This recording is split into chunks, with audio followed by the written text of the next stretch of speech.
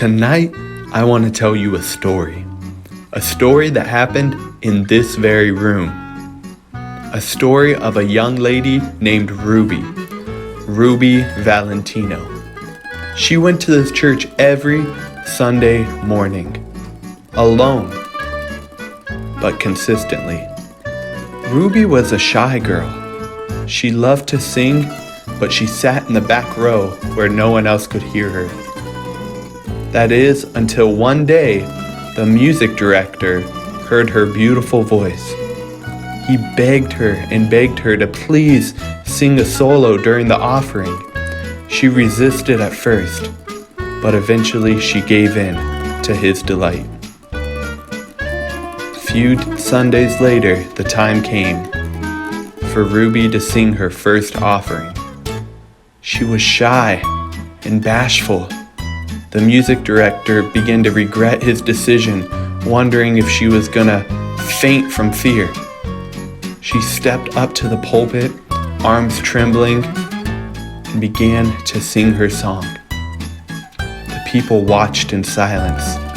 Her whole body was shaking, from her arms all the way down to her legs. She got through the song somehow, word after word, until finally, at the very end, she stopped singing and she began to look around. Left and right, back and forth, wondering what the people would do. Ruby could not believe the standing applause she was receiving. She almost broke into tears as she looked at the joy that the church had at her voice. After the service, the music director approached her with a vision and an idea. He asked Ruby to sing not just next Sunday's offering, but the whole month. Ruby was shocked, but she eventually agreed. The next time Ruby sang, it was even better than the first. Other musicians in the church praised her, and shy Ruby began to be just a bit more confident.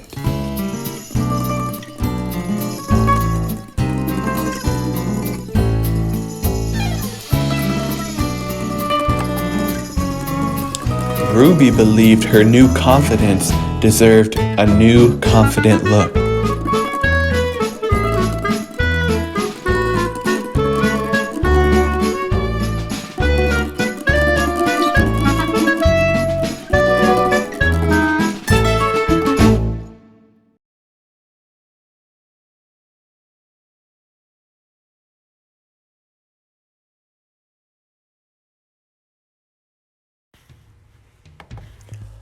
From the moment that Ruby took off that old white hat and put on her new black hat, nothing would ever quite be the same.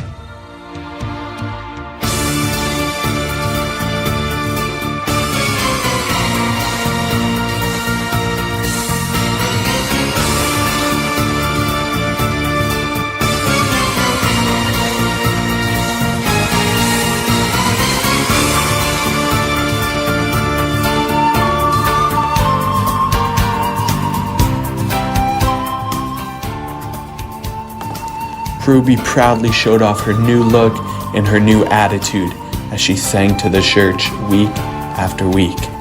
She even refused to let anybody else sing, including the music director himself.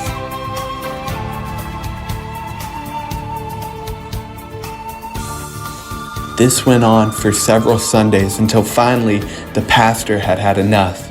He blamed the music director for what was happening with Ruby and demanded that he let other performers do the offering instead of Ruby.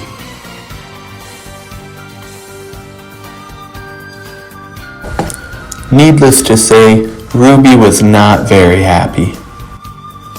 As Kathy sat there in tears trying to piece her flute back together, Ruby took advantage of the opportunity that she created herself.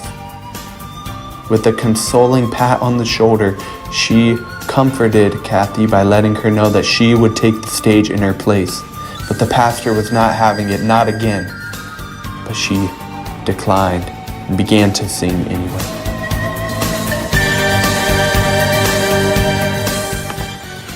The church booed at what had happened. Pastor and the music director demanded that Ruby leave. They escorted her out.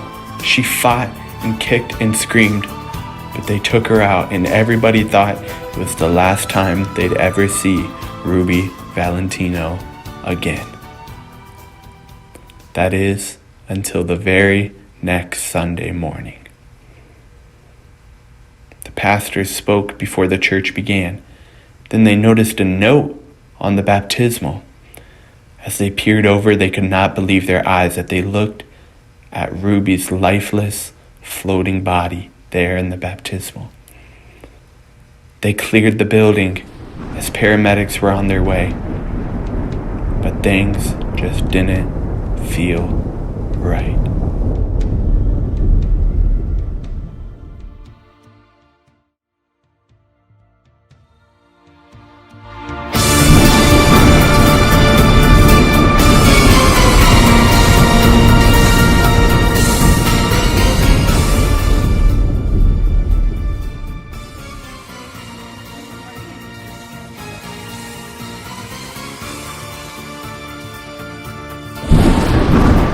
Nobody quite knows how or why Ruby ended up in that water. Some say it was Kathy the flute player. Some say it was some sort of accident.